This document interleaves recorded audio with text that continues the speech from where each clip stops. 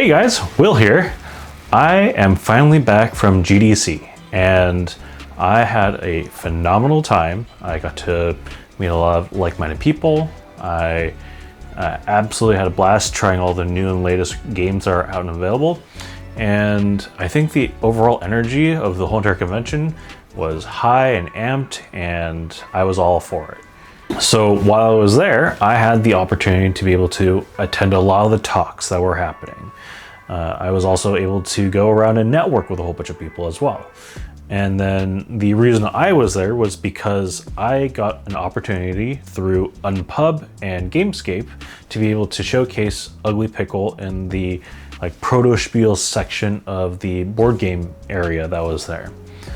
And so a huge thanks to Unpub and Gamescape for having me. I think they did an absolutely amazing job of running the events and also being able to get a lot of the community members from all around to bring their games to have an opportunity to play test with more people. And so I just thought that overall the convention did a really great job in allowing for the board game community to be able to step up and show them what they were about. So GDC isn't the first convention I've ever gone to. I've been to BlizzCon, I've been to Config, but I felt like GDC was different. With BlizzCon and Config, it was more informational, where they were just showcasing all the latest updates that they had in terms of their games or their products. But for me, GDC played a completely different role. And I think going into GDC, I didn't really have a clear understanding of what my objectives were. And so it took me a minute to be able to get my footing, but eventually I realized that the biggest opportunity that I could have by being at GDC was focusing heavily on the networking aspect of it. So you can bet I did everything I could to network my absolute butt off. I attended talks, and I would purposefully go into seats where I saw people were already in the middle of chats with, and try to interject myself into those conversations.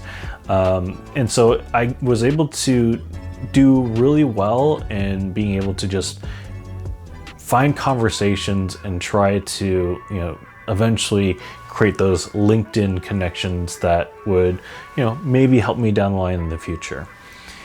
And so the next objective that I had was to playtest my game Ugly Pickle. And so being able to get feedback, to have more opportunities to teach people the rules for the game, and also to showcase this new interactive rules page that I've created for digital experiences to see whether or not it would sink or swim. So day one, Monday, I wanted to make sure that I had a good understanding of where everything was, get a lay of the land, and then be able to go and check out the board game section, because that's the primary reason why I was there. And so I went to West Moscone and I got a good understanding of how the flow of everything was going to work out, and I was able to go and check out a couple of the talks. And I was able to go into the board game section and just chat around with a couple of people. And then eventually I was scheduled to volunteer within the board game section to help chaperone and to get people playing different games. And so I had a really good opportunity to be able to also just see what everybody else was doing that was playtesting their games, to kind of ground myself and understand what it would look like for me on Wednesday and Thursday. So Tuesday came along and it was pretty similar to Monday. I was able to go around to a lot of the different talks. I was mingling with people and everything was going really great. And then I came to the realization that the expo hall was opening up on Wednesday. And so what that means for me is that a lot of the people that were in my building were going to flood the expo hall instead. And so that was a really big concern and fear for me. And unfortunately, when Wednesday came around, those fears were confirmed. The attendance was just far lower. While it wasn't ideal, I still want to make the most out of this opportunity.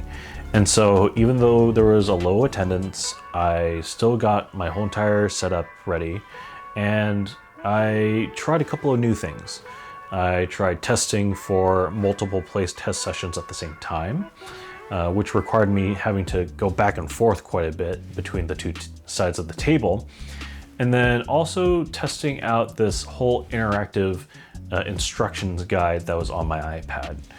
What was nice was that as I was going from one side teaching the game, the other side was interfacing this whole interactive instruction manual to be able to try to understand for themselves what the game meant without me there to instruct them. And that's one of the big goals that I have, is trying to create ways in which people are able to learn the game without me being there. So I think it was successful in a sense that I got a lot of hype around the development of this particular tool. Of course, there were a couple of things that people didn't understand, and it wasn't as usable as I thought it was, but I think there's a lot of things I can take away from it to improve it for the next iteration. Thursday came around, and thankfully attendance was far better than it was on Wednesday. And I think going into Thursday, I wanted to change a couple of things to make it more efficient and effective for me. So the first thing was that I changed from having two setups to just only focusing on one setup instead. This way I can be more engaged, I can be more intentful about watching how people are playing out their turns, and being able to capture more of the sound bites as they were playing the game themselves. And then two, the sound bites I was just talking about, like being able to get anecdotes of their experience after they're playing the game and while they were playing the game, became the core objective of why I even brought the game there. Hi, yeah, I love this game. I think it would be really fun to play with like your family or your friends, maybe at like a party. And I like how like realistic it is to like pickleball. It really has that like feeling of intensity that I chase after. So yeah, it's really good. And so being able to come to that realization on Wednesday allowed me to be able to better prepare for the things that I wanted to accomplish on Thursday. And then Friday came along, and I finally had a chance to be able to go and check out the expo hall. Even though the venue hall was closing down early, I was still able to go around to every single booth that I wanted to go to. I was still able to go and check out all the indie games that were there.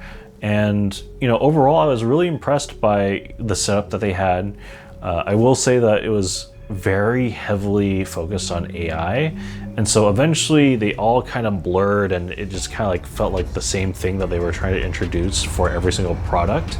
So I would suggest that maybe for the next convention, either try to scatter them or to make a certain percentage of the products be AI focused, because at the end of the day, everything was just, again, a blur, and they all just kind of felt like the same thing. So hopefully they'll be able to address that in the future. So overall, GDC was an amazing opportunity for me. I was able to meet a lot of people within the gaming industry, whether it's board games or video games or VR.